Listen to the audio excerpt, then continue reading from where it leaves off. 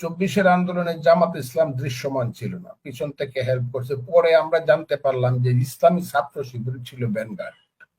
এটা সার্জিস আলম নামে যে সমন্বয়কদের নেতা বলল ইসলামিক ছাত্র শিবির ভ্যানগার্ড। আমি বলছিলাম তখন, আমি তওবা করে বললাম, এই নামটা যদি আগে আসতো তাহলে অন্তত একজন মানুষ এই মাইনাস হইতো এই আন্দোলন থেকে, তার নাম হলো ফজলুর রহমান। ছাত্ররা নেতৃত্ব দিচ্ছে অনেক সুসংগঠিত এবং সুকৌশলে।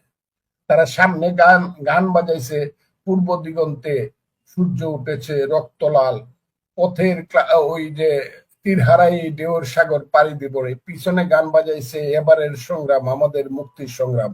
মনে হয়েছে, আমি তো বিভ্রান্ত হয়েছি, মনে হচ্ছে তো মুক্তিযুদ্ধের ছেলে পেলেরা আস্তে আস্তে সামনে আসুক না, চোর চোরটা একটু পিছনে যাক না।